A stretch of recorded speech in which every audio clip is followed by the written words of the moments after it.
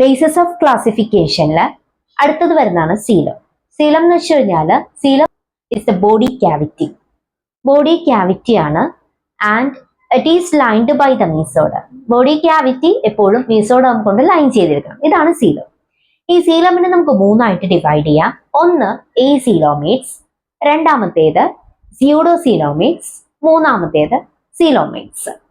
ആദ്യത്തേത് എസീലോമേറ്റ്സ്. എസീലോമേറ്റ്സ് എന്ന് വെച്ച് കഴിഞ്ഞാൽ there is no body cavity അല്ലെങ്കിൽ ദർ ഈസ് നോ സീലം. ഒരു സീലം ഇല്ലാത്ത, ബോഡി ക്യാവിറ്റി ഇല്ലാത്ത ഓർഗാനിസം ആണെങ്കിൽ അതിന് നമ്മൾ പറയുന്നതാണ് എന്ത്? എസീലോമേറ്റ്സ്. എസീലോമേറ്റ്സ് എന്ന് പറയുമ്പോൾ ദർ ഈസ് നോ സീലം. ഇനി അത് ഏത് ഫൈലം തുടങ്ങിയാണ്? Phylum Porifera to Platyhelminthes. Lower ആയിട്ടുള്ള ഓർഗാനിസത്തില് ഫൈലം പോറിഫെറ തുടങ്ങി പ്ലാറ്റിഹെൽമിന്തസ് വരെയുള്ള ഓർഗാനിസത്തില് അവർക്ക് ബോഡി ക്യാവിറ്റി ഇല്ല. അതുകൊണ്ട് തന്നെ അതിന് നമ്മൾ പറയുന്നവരാണ് എസീലോമേറ്റ്സ്. ഇനി രണ്ടാമത്തേതാണ് സ്യൂഡോസീലോമേറ്റ്സ്. നിങ്ങൾ ഈ വേർഡ് ശ്രദ്ധിച്ചിട്ടുണ്ടാവും, സ്യൂഡോ. സ്യൂഡോ എന്ന് വെച്ച് കഴിഞ്ഞാൽ അതിന്റെ മീനിങ് ഫോൾസ് എന്നാണ്. ഇപ്പൊ ഫോൾസ് എന്ന് പറയുമ്പോൾ നമുക്കറിയാം എന്താണ്? തെറ്റായിട്ടുള്ളത്, അതായത് കറക്റ്റ് ആയിട്ടുള്ള സീലോ അല്ല അവിടെ പ്രസന്റ് ആയിട്ടുള്ളത്.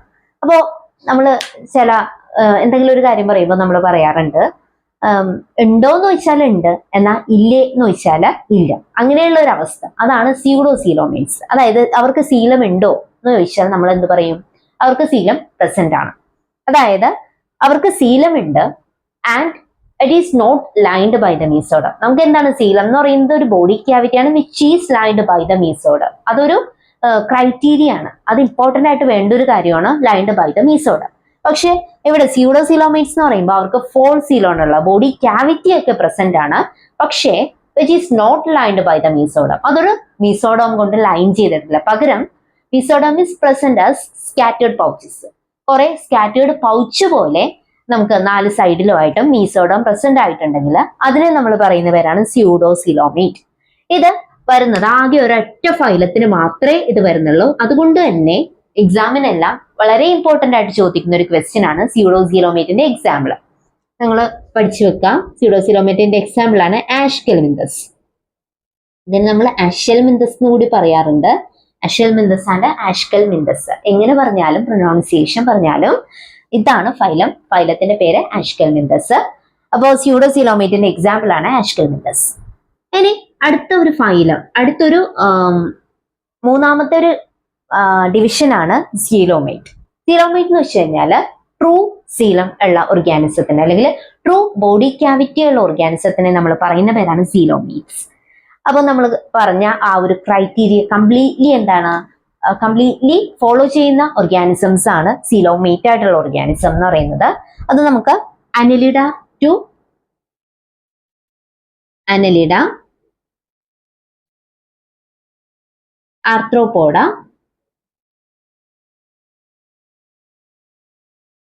Mollusca,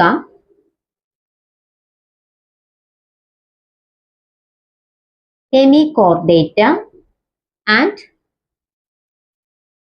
Chordata. ഇത്രയും ഫൈലംസ് ഫോളോ ചെയ്യുന്നതാണ് സീലോമേറ്റ് എന്ന് പറയുന്ന ആ സീലോമേറ്റ് ആവാനുള്ള ആ ക്രൈറ്റീരിയ. അതായത് there is a body cavity and which is lined by the mesoderm. There is a true coelom is present.